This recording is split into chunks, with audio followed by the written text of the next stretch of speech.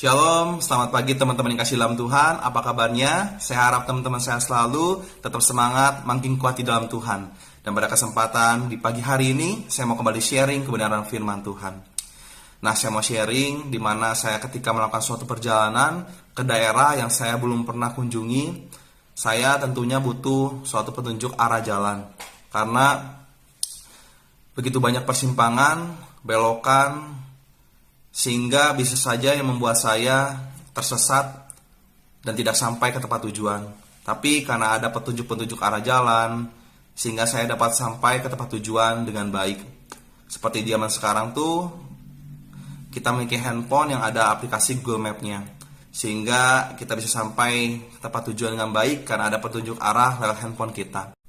Demikian juga dalam kerohanian, masih banyak orang yang belum menemukan jalan menuju keselamatan hidup kekal. Banyak orang yang belum menemukan jalan bagaimana caranya ke sorga. Melakukan berbagai hal, padahal itu belum tentu suatu hal yang benar. Ada mencarinya di darat, di laut, di lembah, di gunung. Berbagai cara dilakukan, seperti ungkapan banyak jalan menuju Roma. Ungkapan tersebut menunjukkan bahwa banyak jalan menuju tujuan tersebut.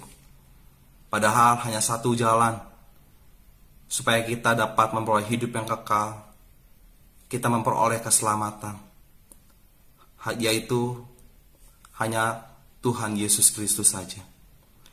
Firman Tuhan berkata di dalam kitab Yohanes pasal yang ke-14 ayat 6, beginilah firman Tuhan.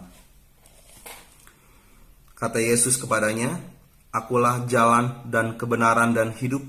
Tidak ada seorang pun yang datang kepada Bapa kalau tidak melalui aku." Amin. Tuhan Yesus Kristus dengan tegas mengatakan, hanya melalui Tuhan Yesus Kristus kita dapat datang kepada Bapa di surga. Kita dapat memperoleh hidup yang kekal. Kita dapat memperoleh keselamatan. Agar orang-orang yang belum percaya menemukan jalan itu, dibutuhkan penunjuk jalan. Nah, pertanyaannya, siapakah penunjuk jalan itu? Dan itu adalah menjadi bagian kita sebagai orang-orang yang sudah dipanggil dan dipilih oleh Tuhan, yang sudah percaya. Itu adalah menjadi bagian kita untuk kita melakukannya. Firman Tuhan berkata di dalam 2 Korintus pasal yang ketiga ayat 3, beginilah firman Tuhan. Karena telah ternyata bahwa kamu adalah surat Kristus yang ditulis oleh pelayanan kami, ditulis bukan dengan tinta, tetapi dengan roh dari Allah yang hidup, bukan pada loh-loh batu, melainkan pada loh-loh daging, yaitu di dalam hati manusia. Amin. Karena itu, marilah kita sebagai orang percaya hidup baik dalam perkataan maupun tindakan perbuatan kita, hidup dengan caranya Tuhan Yesus Kristus, di mana kita hidup penuh, memegang teguh prinsip dan nilai-nilai kebenaran firman Tuhan.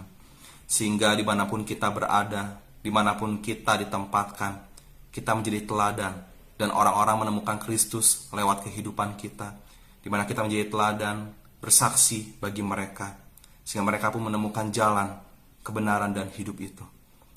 Selamat pagi, semangat dalam menjalani aktivitas kegiatan kita, semangat terus bersaksi bagi Tuhan.